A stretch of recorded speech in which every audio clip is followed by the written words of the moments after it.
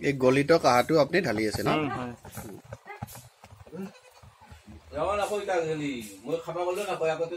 এটা হাসাত এটাই ধরে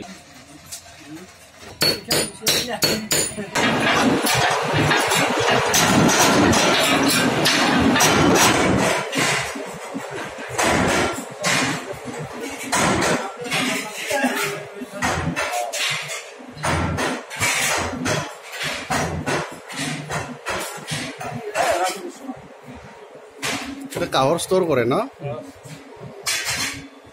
নমস্কাৰ মই কুলেন কলিতা মই আছোঁ বৰ্তমান কাহ শিল্প নগৰী সৰ্থেবাৰী চহৰৰ ওচৰতে আৰু মই আপোনালোকক লৈ যাব বিচাৰিছোঁ এখন নহয় কেইবাখনো কহাৰ হাললৈ যি হালত আপোনালোকে কাহৰ বচন কেনেকৈ তৈয়াৰ হয় দেখা পাব আৰু লগতে এই উৎপাদিত সামগ্ৰীসমূহ বজাৰত কি ধৰণে বিক্ৰী হয় ইয়াৰ বিভিন্ন কথাৰ লগত জড়িত কথাবিলাক আপোনালোকে জানিবলৈ পাব আহক মোৰ সৈতে সৰ্থেবাৰীলৈকে এখন কাহৰ হাললৈকে য'ত আপোনালোকক দেখুৱাম সকলোবোৰ বস্তু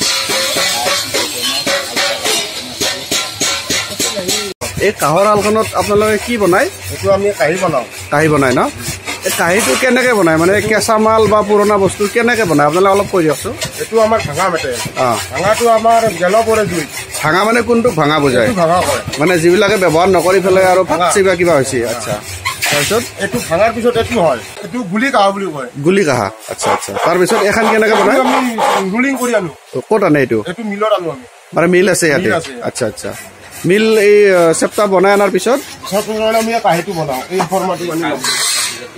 ফৰ্মাটো বান্ধি লওঁ আমি অঁ আচ্ছা আচ্ছা আচ্ছা এইটো ন এটা মানে এইটোৰ পৰা এইটো হ'ব আচ্ছা আৰু বাকী বেণ্ডবিলাক আপোনালোকে কৰে নেকি ফিনিচিং কৰিব ন আচ্ছা তো ইয়াতে আপোনালোকৰ ডেইলি কিমানখনমান কাঁহী উৎপন্ন হয় 25-30খন মানে আৰম্ভণিৰ পৰা একদম ফিনিচিঙকলৈকে আচ্ছা আচ্ছা আচ্ছা এই কাঁহাবিলাকৰ যিটো কোৱালিটিবিলাক কেনেকুৱা এটাই হয় আচ্ছা আচ্ছা দাম কম বেছি যে হয় দাম কম বেছি এইটো মানে আমাৰ মজুৰিটো দামটো কম বেছি হৈ যায় আচ্ছা কাঁহীটো ডিজাইনটো বেলেগ বেলেগ হৈ যায় ডিজাইনটো বেলেগ বেলেগ হৈ গ'লে দামটো কম বেছি হৈ যায় আচ্ছা এখেতে কি কৰি আছে কাটি আছে এইটো আমাৰ নামান চাম আপুনি কি কৰি আছে দাদা কি কৰিছে কাটি আছো মানে কলা মানে যিটো কলা ৰং আছে সেই কলা ৰংটো তাৰমানে উঠি আছে চাফা কৰি আছে আপুনি কি কৰিছে দাদা একে কামটো কৰি আছে ন ঠিক আছে আপুনি দাদা কি কৰি আছে মই মানে গোলকে কাটি আছো কাটি মতো মানে এই যাতে আমাৰ গোল কৰিব লাগিব না কিহেদি কাটে মেচিনত কাটে অঁ মেচিনেৰে কাটব ন আচ্ছা এইবিলাক দাদা কি পুৰণা কাঁহ নেকি পুৰণা কাঁহ ন এই পুৰণা কাঁহবিলাক আপোনালোকে নিজে আনিব যায় না বিক্ৰী কৰিব আহে দোকানত ন আচ্ছা আচ্ছা এই চববিলাক গলাব আপোনালোকে না ৰিপেয়াৰিং থাকে ইয়াৰে ৰিপেয়াৰিং থাকে আচ্ছা গলাব লাগে ন এই জ্বালাই দিব পাৰি নেকি ইয়াতে জ্বালাই নোৱাৰি তেনেহ'লে সেইটো কি অলপ গলাব লাগিব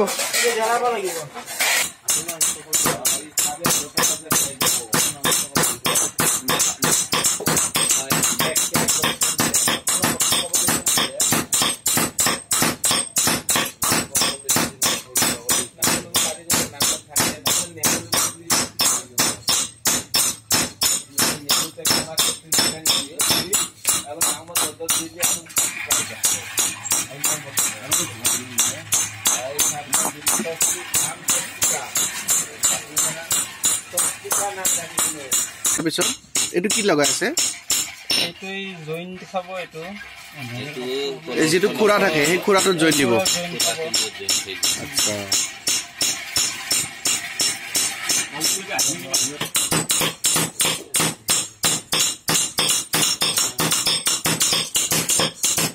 বানে হওয়া পাতি আছে নেকি দাদা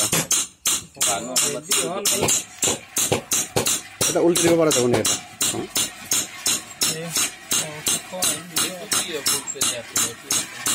এইটো ন এইটো পুৰা গলে উঠাৰ পাছত কৰা গৈছে না এইটো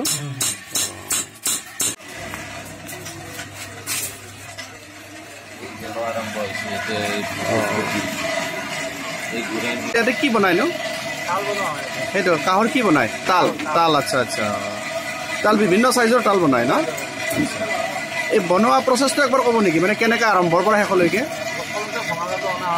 ভঙা কাটো আনে তাৰপিছত আচ্ছা আচ্ছা মহি বুলি কয় মানে হাঁচাটো আচ্ছা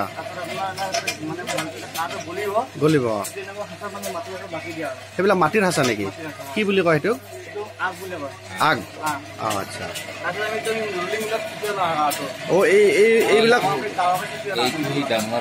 এই যে গুলি কাহা বুলি কয় এইটো আৰু ৰুলিং মিলত আপোনালোকে এনেকুৱা কৰি লাগিব ন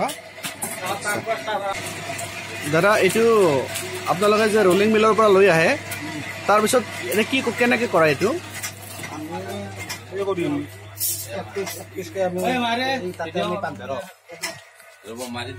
কি কৰিব আপুনি দাঁতি কাটবো দাঁতি কাটি আমি যিখিনি এটা 200 কাহা হলে 200 ডাল কৰিম 150 কৰিম 10 পৰ হলে 10 পৰ কৰিম মুঠতে ওজন লৈ ওজন লৈ কাঁহ কোবৰ ভিতৰত যিমান বাচন বনায় আটাইতকৈ সহজ কোবাক লগে আৰু আটাইতকৈ টান কোনটোনো সব টান হা এই সব টান তথাপিও তাৰ তুলনা কৰিলে নাই টানটোতো হয়ে ধৰক যেনে তাল আৰু বাতি কোনটো মানে সহজতে হয় ইটা প্ৰত্যেকৰ কামত প্ৰত্যেকে ডাঙৰ ইটা বাতিলাৰ কামত বাতিলা ডাঙৰ আমাৰ তালুৰ কামত আমি ডাঙৰ বাটাৰ কামত বাটা ডাঙৰ মুঠতে সৰু এই নাই কোনো নাই আচ্ছা আচ্ছা এই কষ্ট চবে কষ্ট কৰে আৰু সমনৰ কষ্ট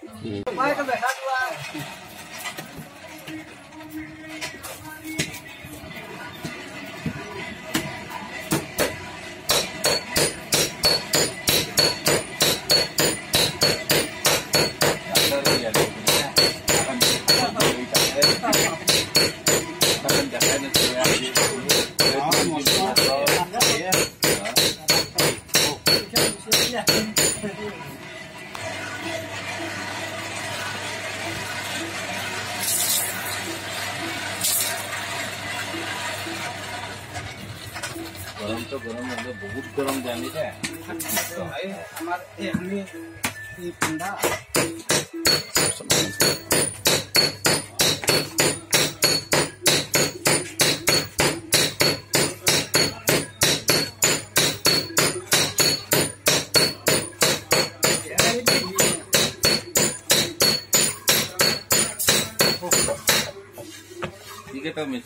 এইটো কোবৰ পাছত এনেকুৱা হৈছে ন এখন ডাঙি দিয়ক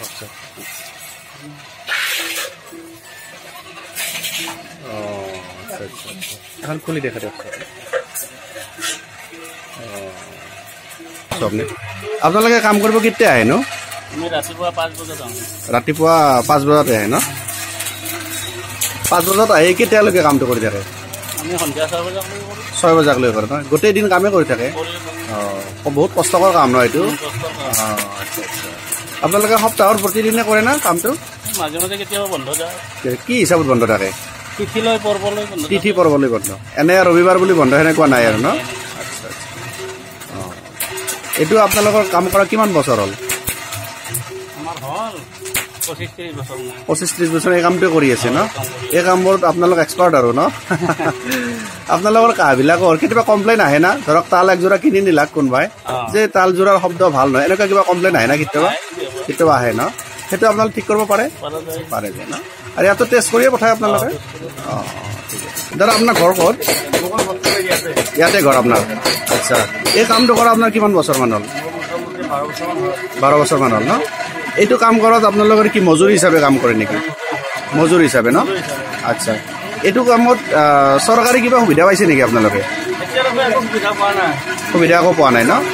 আচ্ছা, তাৰমানে যিটো মজুৰি আপুনি পায় আপোনাৰ সেইটোৱে পইচা আৰু ন? এতিয়া গভমেণ্টৰ তৰফৰ পৰা যে কিবা সুবিধা দিব লাগে সেইবিলাক পোৱা নাই ন? আচ্ছা, আপোনাৰ যিটো কাম বৰ্তমান চলি আছে এই কামটো উন্নত কৰাৰ কাৰণে চৰকাৰী কিবা সুবিধা আপোনালোকৰ প্ৰয়োজন আছে নেকি? কেনেকুৱা প্ৰয়োজন আছে? ৰ'বচোন, এখন ৰখক কি লাগে? চিকিৎসাৰ পৰা বহুত সহায় লাগে। আমি ধৰক বহুত অসুবিধা পৰে, কিবা বেমাৰ আজাৰ হৈ যায়, ইমান ধৰক পইচা আমাৰ লগত নাথাকে, চিকিৎসা কৰিব লাগে, উন্নত চিকিৎসা কৰিব নোৱাৰো, মজুৰিটো অলপ লাগে ধৰি লওক পৰিয়াল চলাৰ কাৰণে। এতিয়া ভঙাটো বহুত দাম বাঢ়িছে, কমি গৈছে। লকডাউনত কেনেকুৱা প্ৰভাৱ পৰিছে? লকডাউনতো বহুত দিন কাম বন্ধ হৈ আছিলে, চৰকাৰৰ পৰা একো সুবিধা পোৱা নাই। আমি এনেকৈ ঘৰ চলাই আছিলো লাহে লাহে, ধৰক পৰিয়ালৰ বহুত ডাঙৰ সকলোৰে ঘৰত। আপোনালোকে জানে শুৱালকুছি পাট মুগাৰ কাৰণে বস্ত্ৰ নগৰী বুলি কয়, তাত কিন্তু চৰকাৰী সুবিধা ইমান বেছিকৈ দিছে যে তেওঁলোকৰ এতিয়া অসুবিধা একোৱেই নাই বুলি ক'ব লাগিব, অৰ্থাৎ তেওঁলোকৰ সুবিধা বহুত হৈ গৈছে। তেনেকুৱাকে আমাৰ সৰ্থেবাৰী কাঁহ শিল্পত তেনেকুৱা চৰকাৰী সুবিধা আপোনালোকে কিবা দেখা পাইছে নেকি? এতিয়ালৈকেতো আমি সৰ্থেবাৰী কাঁহ শিল্পত একো সুবিধা দেখা নাই আজিলৈকে। কাম কৰি ধৰক আগতে শুনিছো, কিন্তু এতিয়ালৈ কাম দেখা নাই আজিলৈকে। দেখা নাই মানে চৰকাৰে আচলতে এই দিশটোত মনোযোগ দিব লগা বহুত কথা আছে ন? বহুত কথা আছে। আমি আগৰ পৰা কৈ আছো, চৰকাৰক আমি বহুত প্ৰচেষ্টা কৰিছো। আপোনালোকৰ কহাৰ সংঘ যে আছে তেওঁলোকৰ জৰিয়তে কিবা চৰকাৰক আবেদন কৰিছে নেকি? তেনেকুৱা আবেদন বহুত কৰিছে, আগতেও কৰিছে, ধৰক এতিয়া কৰি আছে, চেষ্টা কৰি আছে চৰকাৰৰ সুবিধা পোৱাৰ কাৰণে। এতিয়ালৈকে কোনো ধৰণৰ চৰকাৰৰ ধৰক কাম কৰি একো নাই। ঠিক আছে দিয়ক, যদি এই ভিডিঅ'টোৰ জৰিয়তে যদি চৰকাৰৰ ওচৰত মানে আবেদনটো যায়, কিবা অলপমান সহায় হ'লেও এইটো বহুত ভাল কথা হ'ব।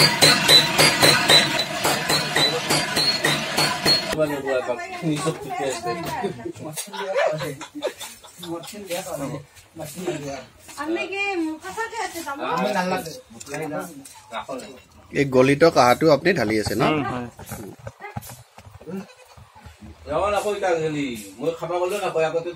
এটা সাঁচাত এটাই ধৰে ন?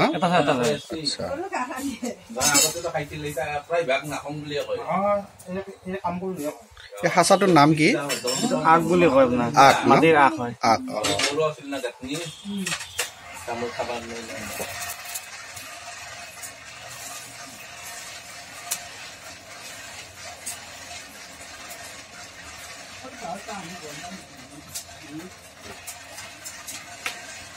কম দিন নাপায় মোৰ লপলপে থাক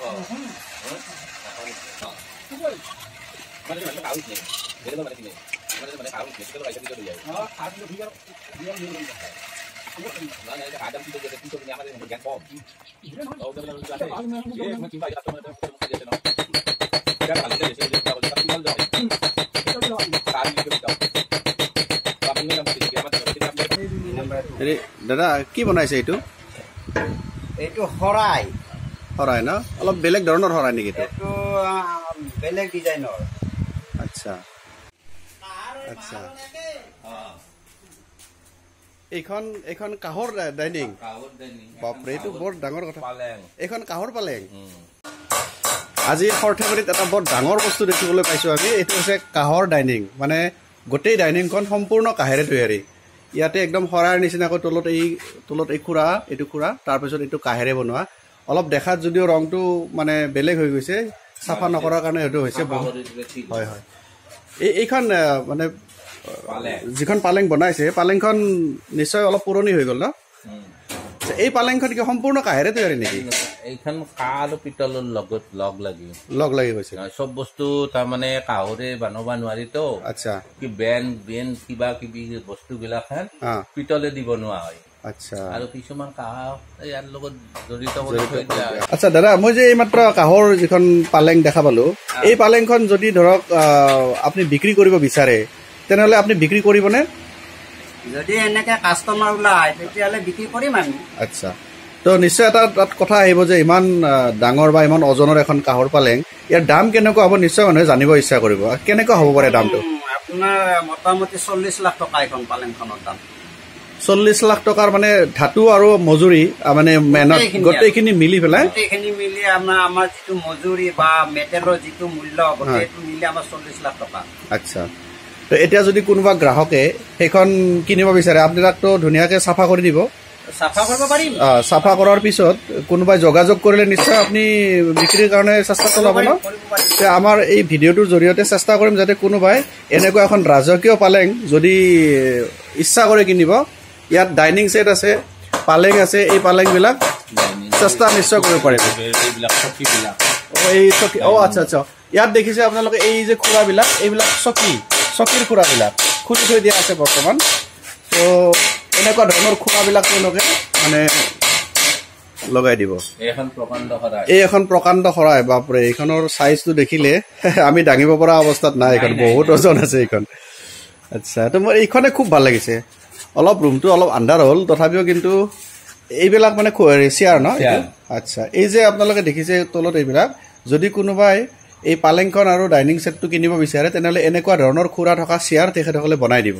শৰাইৰ নিচিনা দেখি, খুৰাবিলাক চব শৰাইৰ নিচিনা, একেবাৰে ৰাজকীয় পৰিৱেশ আপোনালোকে দেখা পাব ইয়াতে। আচ্ছা আচ্ছা, মানে কোনোবা মন্দিৰত যদি চূড়া এটাত দিব খোজে ন, সেইটো দিব পাৰে ন? আচ্ছা আচ্ছা, ঠিকে। তো ইমান দামী, ইমান ৰাজকীয় এখন পালেং হয়তো এনেই পৰি আছে বস্তুটো। মই আশা কৰোঁ যদি কোনোবাই এনেকুৱা কথা, টকা পইচাৰ কথা চিন্তা নকৰি কিনিব বিচাৰে, এই মানুহজনৰো সহায় হ'ব আৰু লগতে আপোনালোকে এটা ৰাজকীয় পৰিৱেশ পাব। এইটো কি শাল ধূনা দিয়া এনেকুৱাকৈ? আচ্ছা, হয়তো ধূনাবাতি, এইটো বহুত ডাঙৰ হয়তো। তেনে ডাঙৰ ডাঙৰ মন্দিৰ বা নামঘৰত ধূনা দিয়াৰ কাৰণে এনেকুৱা বাতিও ব্যৱহাৰ কৰিব পাৰে ন? আচ্ছা, এইবিলাক বিক্ৰী ওজন হিচাপে হয় ন? ওজন হিচাপে হয়। ঠিক আছে, তো বহুত ভাল বস্তু দেখুৱালে আপুনি, আপোনাক ধন্যবাদ প্ৰথমতে। আৰু মই আশা কৰোঁ এনেকুৱা ধৰণৰ ইনফৰমেশ্যনবিলাক যদি কোনোবাই পায়, তো আজিকালি বহুত কামত এইবিলাক হেৰি কৰিব পাৰে, খটাব পাৰি। আচ্ছা, যিখন পালেং মই দেখিলোঁ আপোনাৰ ঘৰত, আপুনি কিয় বনাইছিল পালেংখন? এইখন বনালো মোৰ এটা জীৱনৰ এটা চিন থকাৰ কাৰণে, আৰু মই যে অসমৰ কাৰিকৰ, অসমৰ এটা সম্পদ থকাৰ কাৰণে মই এই চিন্তাটো কৰি মই পালেংখন বনাইছো। আচ্ছা, নিশ্চয় পালেংখন বনাই আপুনি থাকেনে পালেংখন এতিয়া, নে এনে বনাই থৈ দিছে? থাকে কেতিয়াবা মন যায় আৰু থাকিব মন যায়, হাতেৰে বনাইছো আৰু। কিন্তু যিহেতু ইয়াত বহুত ধাতু আৰু বহুত মেহনত সোমাই আছে, বহুত টকা খৰচ হৈ আছে, আপুনি এইখন বিক্ৰী কৰিব পাৰিলে খুব ভাল পাব, নহয় জানো? ভাল একচুৱেলি বিক্ৰী কৰা ধান্দাত নাই, কিন্তু বিক্ৰী কৰিম কিয়, যদি আমি পাৰো এতিয়া এখন আৰু বনাব পাৰিম, বিক্ৰী কৰিব পাৰিম। আচ্ছা আচ্ছা আচ্ছা, কাৰণ এইখন বিক্ৰী কৰিলে সেই পইচাৰে আপুনি আকৌ বনাব পাৰিব, বনাব পৰা শক্তিটো আছে এতিয়া। আচ্ছা আচ্ছা আচ্ছা, ঠিক আছে। মই নিশ্চয় আপিল কৰিম যদি এই ভিডিঅ'টো কোনোবাই চাই যদি ইচ্ছা প্ৰকাশ কৰে, মোৰ লগত যোগাযোগ কৰিব পাৰিব, আৰু মই এই শিল্পীগৰাকীৰ লগত যোগাযোগ কৰি আপোনালোকৰ কিনাৰ এটা যোগাযোগ কৰি দিব পাৰিম। তাৰমানে এইখন বক্স পালেং। আচ্ছা আচ্ছা, ইয়াত আপোনাৰ বস্তু বাহানিবিলাক ভিতৰত চব থব পাৰি ন? আচ্ছা, নিগনি চগনি সোমোৱাৰ কাৰণে ধৰকচোন ব্যৱস্থাটো নাই? আচ্ছা, তাৰে ইমান নিখুঁতকে বনাইছে ন? ইমান নিখুঁতকে বনাইছে আৰু আচ্ছা, ইয়াৰ ওজনটোতো বহুত ওজন হ'ব ন? ওজন আপোনাৰ 1100 কেজি আছে এইখনৰ। 1100 কেজি? 1100 কেজি। 1100 কেজি? 1100 কেজি। আচ্ছা, ঠিক আছে। আৰু আপুনি দামটো কিমান বুলি ক'লে? 40 লাখ টকা। 40 লাখ টকা। কোনোবা গ্ৰাহক ওলালে তাৰমানে আপুনি একদম ধুনীয়া চিকচিকীয়া নতুন কৰি বনাই দিব পাৰিম? আচ্ছা আচ্ছা, ঠিক আছে বাৰু, বহুত ধন্যবাদ আপোনাক। দিলো তাৰমানে এইটো বাটাৰ ভিডিঅ'টো আকৌ চিলেক্ট কৰি দিলো, এইটো ইউটিউবত আহিব। আচ্ছা দাদা, কওকচোন আপোনালোকে কি কৰি আছে, কি বনাই আছে? আমি বটা বনাই আছো। বটা বনাই আছে ন? আচ্ছা, কেনেকে বনাই নে বটাটো? বটাটো কেনেকে বনাই একদম ঘূৰে ঘূৰে ক'ব লাগিব, কলি চুটিকে নামমান কৈ দিয়ক। আমি এটা বস্তুটো বৰং কি বাৰং কাহাৰে জানে মই মাইনা ৰে হা ডিজাইন হ'ব। ইয়াতে ডিজাইন হ'ব, ডিজাইন হ'লে আচ্ছা অলপ দিয়ে বিন্দা তিনিটা দি গাজলে দিব লাগিব ন? দহনত দিব লাগিব। দাদা এখন আপোনাৰ নিজৰ হাল ন? তাৰমানে বতাহখন যেতিয়া বনাব, বনোৱাৰ পিছত এনেকুৱা মানে ফাইনেল ফিনিচিংটো এনেকুৱা ন? অলপ ঘূৰাই দেখাই দিয়কচোন, পিছফালটো দেখাই দিব একেলগে। গজাল মাৰি মাত্ৰ দুটা বস্তু জইন কৰি দিব। আচ্ছা, তাৰমানে এই গোটেইবিলাক ষ্টেপ বাই ষ্টেপ কৰোঁতে কৰোঁতে ফাইনেল বতাহখন এনেকুৱা আকাৰত হৈ যায়। এই দিনটোত আপোনালোকে কেইখনমান বতাহ বনাব পাৰে? 12খন বতাহ বনাব পাৰে ন? আচ্ছা, তাৰমানে একেবাৰে আৰম্ভণিৰ পৰা শেষকলৈকে গোটেই দিনটোত 12খনমান হয়। আচ্ছা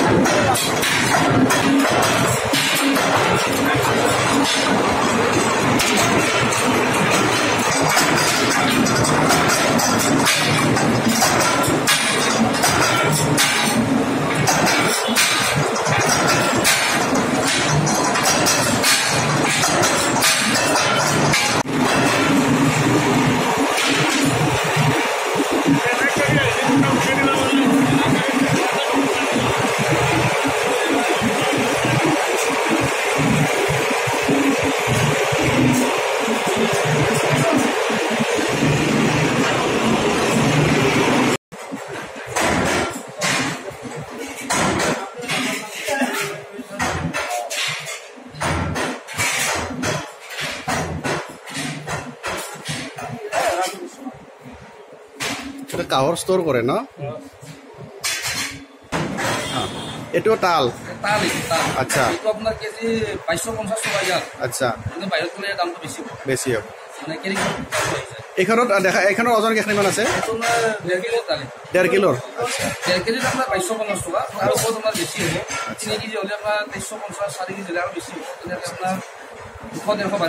মানে কাহৰ দামটো মানে চাইজ লৈ লৈ বেলেগ হৈ যায়। আৰু এইটো বানবাতি 2850 টকা কেজি, মানে সৰ্থেবাৰীত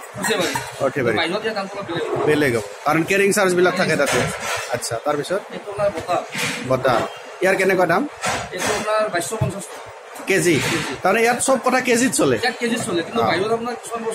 পিচ হিচাপত চলে। আচ্ছা, তাৰ ইয়াত যদি কোনোবাই নিয়ে চব কেজি হিচাপত নিব। আচ্ছা, এইখিনি আৰু এইটো কি বস্তু? কাহৰ লতা কি কামত ব্যৱহাৰ হয়? এইটো বিয়াত পানী তোলা। এইটো পিচ না কেজি? এইটো পিচ হা? এইটোৰ দাম 4800। বাপৰে, আগবাৰে কাহিটো কৈ দিয়কচোন আৰু একবাৰ। আছলি চৰচ কাহি ন? আচ্ছা, এইটো কিমান দাম আছিল? 2350 টকা কেজি। আৰু এইটোৰ আছিল এইটো 1850। এইটো জেল কাহি ন? আচ্ছা, ইয়াৰ পৰা আপোনালোকৰ হ'লচেল হয় নে নহয়? হ'লচেল গুচি যায় ন? তাৰমানে বাহিৰত গ'লেও হ'লচেল ৰেট এইটো। আচ্ছা, ইয়াত খুচুৰা বিক্ৰী কৰে নে? একে এইটো ন? অঁ, আচ্ছা আচ্ছা, ঠিক আছে। আৰু ইয়াতে আপোনালোকৰ কি কি আইটেম কালেকশ্যন হয়? আমাৰ ইয়াত কাঁহী বাতি, লতা, বানবাতি, কাঁহৰ যিখিনি বস্তু বনায় আৰু গোটেইখিনি বস্তু। যদি কোনোবা মানুহে আপোনাৰ বিচাৰি আহে, প্ৰত্যেক দিনে খোলা থাকে না এইটো? আমাৰ বাকীবাৰ খোলা থাকে, যিকোনো মানে হেৰিত খোলা থাকিব আৰু ন? কেইটা বজাৰ পৰা কেইটা বজাত খোলে? 9টাৰ পৰা ৰাতি 7টালৈকে। মই আছোঁ বৰ্তমান সৰ্থেবাৰী কহাৰ সংঘৰ অফিচত, আৰু সৰ্থেবাৰী কহাৰ সংঘৰ অফিচৰ মোৰ সন্মুখত এখেত শ্ৰী মনোজ ভূঞা, তেখেত ছেক্ৰেটাৰী, আৰু তেখেতক আমি সমগ্ৰ মানে কহাৰ শিল্পৰ ওপৰত কিছুমান সকলোৱে জানিব বিচৰা প্ৰশ্ন কৰিম বুলি ভাবিছোঁ। আৰু সেই প্ৰশ্নবিলাক কৰাৰ পিছত আমি আশা কৰোঁ যে ইয়াৰ উত্তৰবিলাকে সকলোবোৰ নতুন গ্ৰাহক বা নতুন চামে ইয়াৰ বিষয়ে ভালদৰে কহাৰ শিল্প বা ইয়াৰ বাচন বৰ্তন বা ইয়াৰ দাম আদিৰ বিষয়ে ভালদৰে জানিব পাৰিম। এখেত শ্ৰী মনোজ ভূঞা, আৰু এখেত বৰ্তমান আমাৰ কহাৰ শিল্পৰ ছেক্ৰেটাৰী, সংঘৰ ছেক্ৰেটাৰী, আৰু এখেত আমাৰ দাদাৰ নামটো নবীন ডেকা, এখেত আমাৰ শ্ৰদ্ধাৰ শ্ৰী নবীন ডেকা। এখেতসকলৰ ভাল কাঁহৰ ব্যৱসায় আছে। আজি আমি এখেত দুইজনৰ পৰাই জানিব বিচাৰিম এই কাঁহৰ শিল্পৰ বিভিন্ন প্ৰশ্ন। এই কাঁহৰ থলুৱা শিল্প বা উদ্যোগটো মানে ভালদৰে বৰ্তাই ৰখাৰ কাৰণে চৰকাৰে কিবা পদক্ষেপ লৈছে নেকি? চৰকাৰে প্ৰত্যক্ষভাৱে কোনো ধৰণৰ পদক্ষেপ এটা লোৱা নাই। আৰু বহুবাৰ লিখা মেলা কৰি আছোঁতো কোনো ধৰণৰ পদক্ষেপ পোৱা নাই। কিন্তু 2013-14 চনত এই সময়ত ৰাজ্যপাল আছিল জানকী বল্লভ পটনায়ক আৰু মুখ্যমন্ত্ৰী আছিল তৰুণ গগৈদেৱ। এই ৰাজ্যপাল মহোদয়ৰ তত্বাৱধানত আমি 5 কোটি টকাৰ এটাৰ সুদবিহীন ঋণ লাভ কৰিছিলোঁ। যি ঋণৰ আমাক 2 কোটি টকা মোকলাই দিয়ে, বাকী 3 কোটি টকা আজিকালি মোকলাই দিয়াই নাই। আৰু সেই 3 কোটি আজিও আমাৰ ষ্টেট বেংকৰ একাউণ্টত আছে, আৰু যাৰ ফলত আমি ধৰক ইনকাম টেক্সৰ কৰিব লগা হৈছে। তো ধন্যবাদ জনাইছোঁ আপোনাক। নমস্কাৰ, মোৰ নাম শ্ৰী ভাস্কৰ তামুলী, মই সৰ্থেবাৰীৰ এজন বাসিন্দা। মই এজন কহাৰ শিল্পী হয়। মই আৰ্টিচিয়ান হিচাপে কিছু চৰকাৰক ক'ব বিচাৰিছোঁ, মানে আপোনালোকৰ চেনেলৰ জৰিয়তে। এতিয়া আমাৰ এই শিল্পটোৰ যিটো দুৰৱস্থা, বিশেষকৈ লকডাউনৰ পৰা বিশেষভাৱে আৰ্থিকভাৱে অতি একদম বেয়াৰ পিনে গৈছে।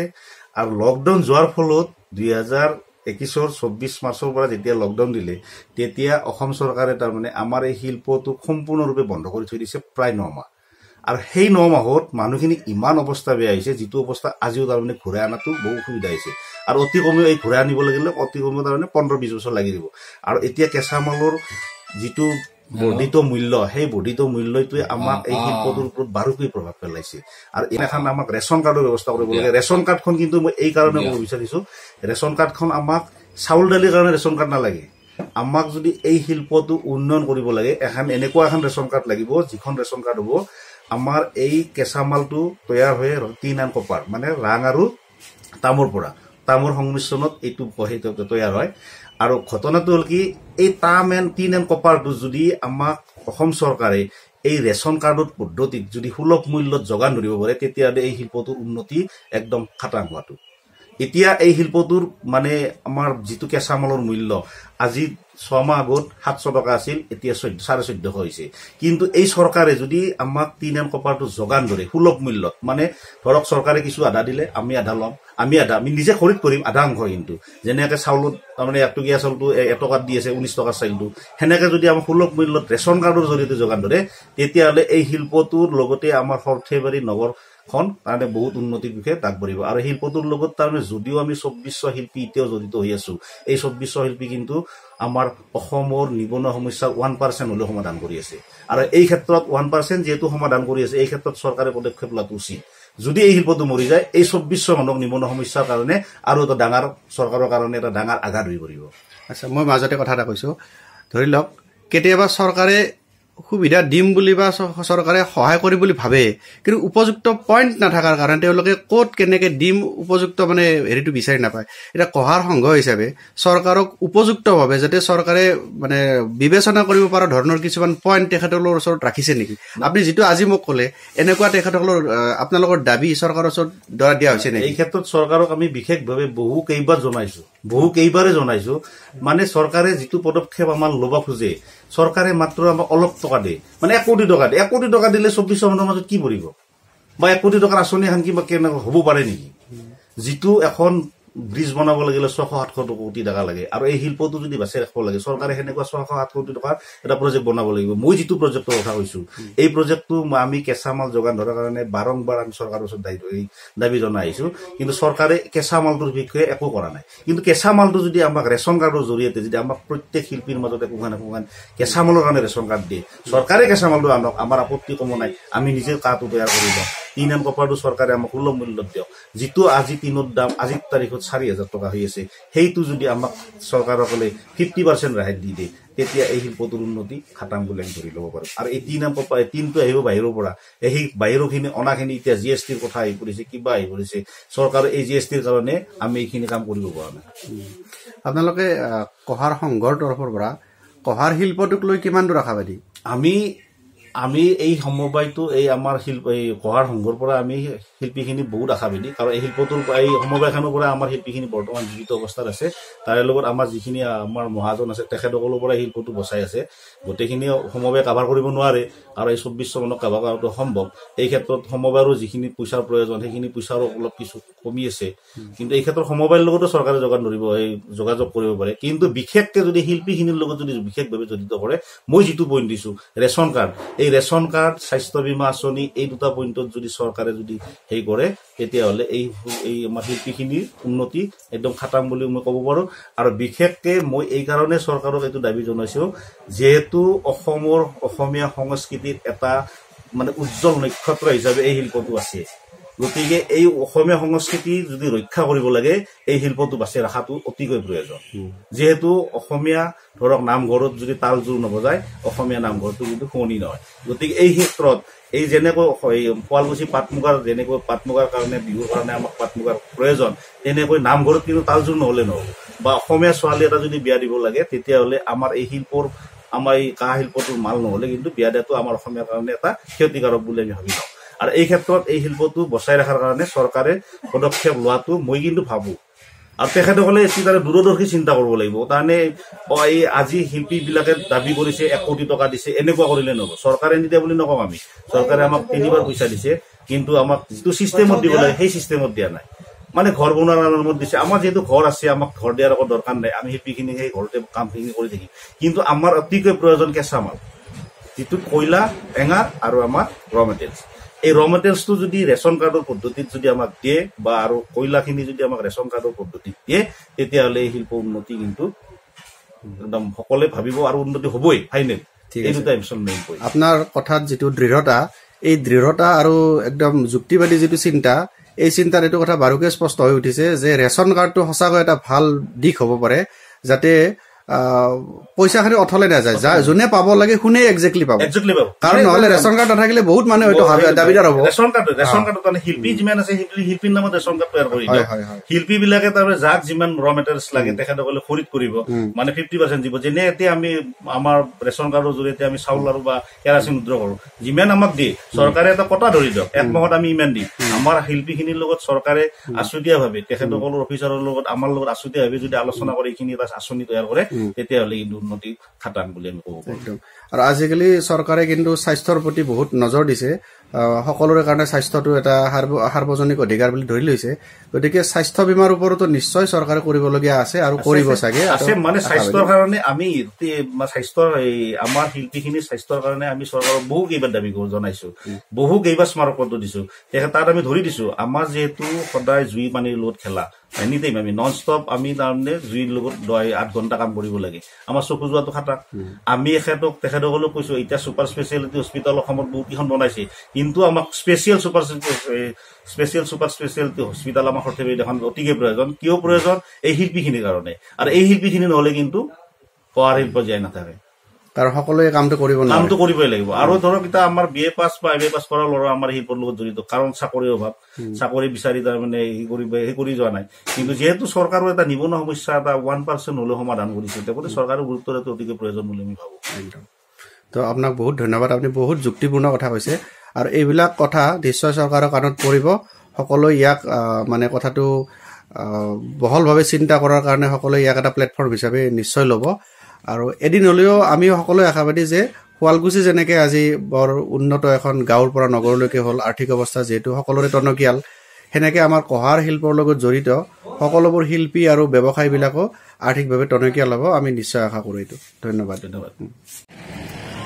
মই আছোঁ বৰ্তমান সৰ্থেবাৰীৰ ডেকা মেটেল ষ্ট'ৰ, যি নেকি সৰ্থেবাৰীত উৎপাদিত হোৱা বহুত কাঁহৰ বাচন বৰ্তন তেখেতসকলে বিক্ৰী কৰে।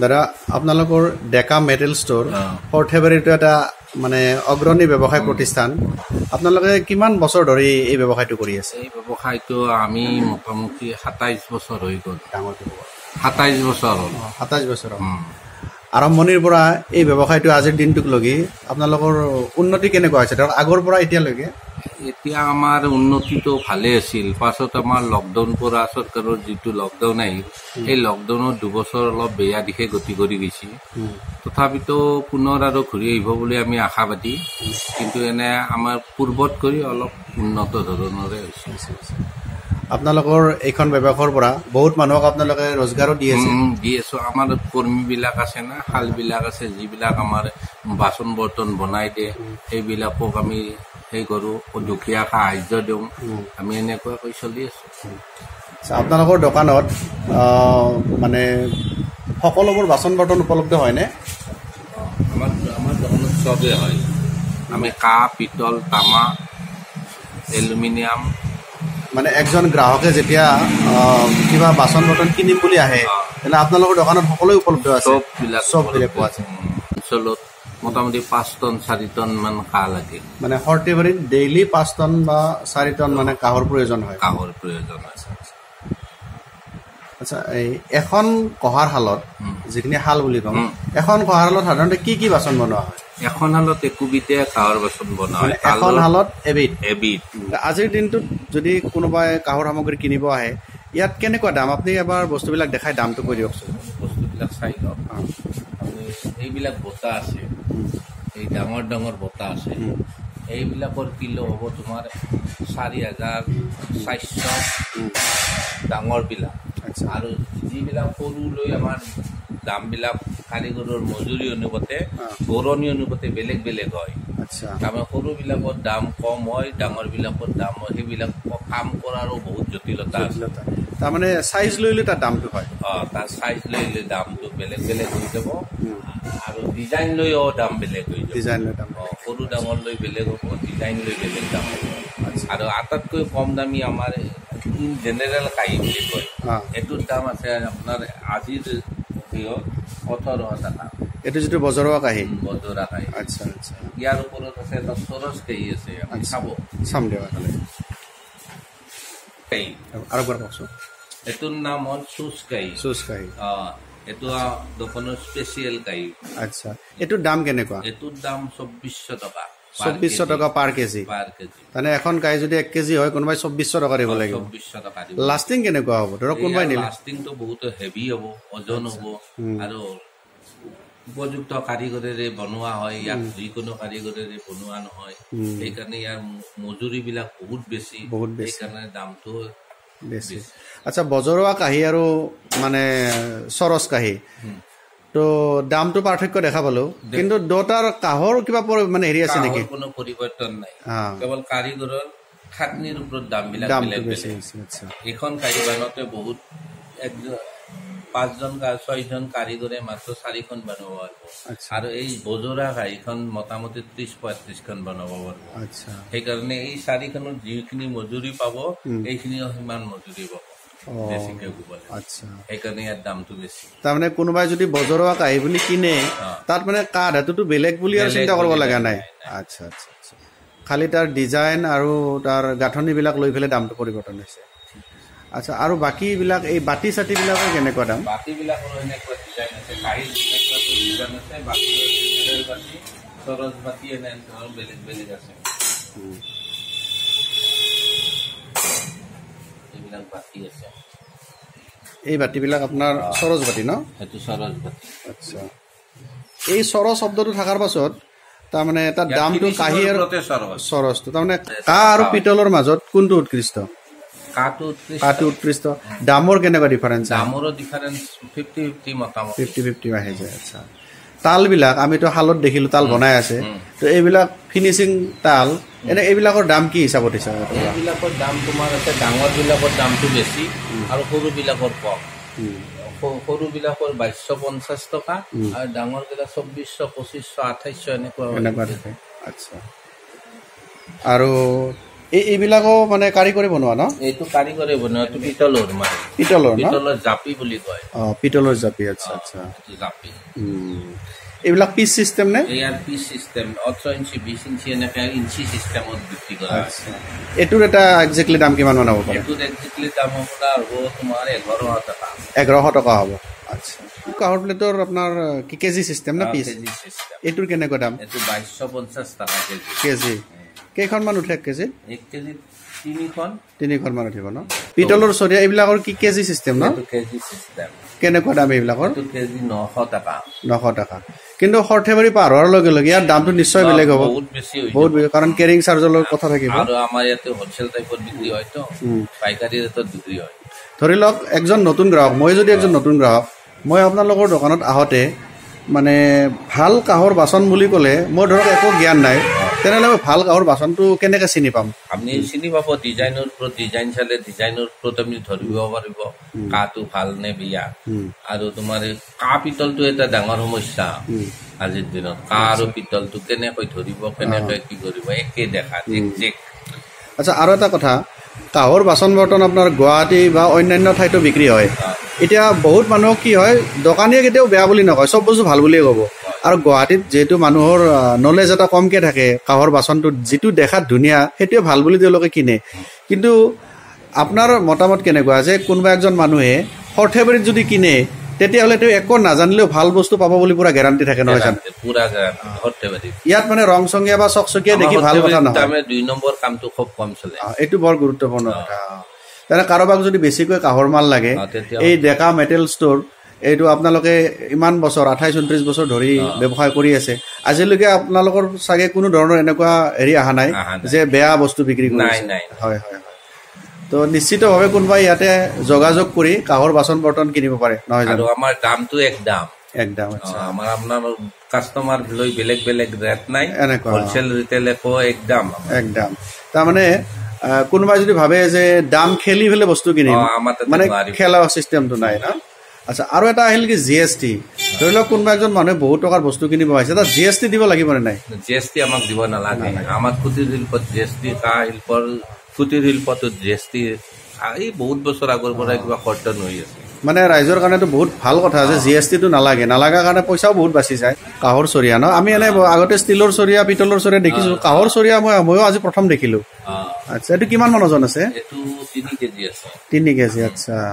এইটো কিমান মান দাম হ'ব পাৰে? ইয়াৰ দাম হ'ব মোটামুটি 15,000। এটা চৰিয়াত 15,000 টকা কিনে নে মানুহে? কিনে ন? ক'ত বেছি বিক্ৰী হয়? খুব কম অনুপাতে বিক্ৰী হয়, আপাৰ আছামত বেছি বিক্ৰী হয়। এইটো দেখাত একদম পচন্দ লগা বস্তু, কিন্তু দামটো বেছি হৈ গ'ল অলপ ন? খাটনিটো বহুত বেছি থাকে ইয়াতে, আৰু কাঁহো বহুত লাগিছে ইয়াতে।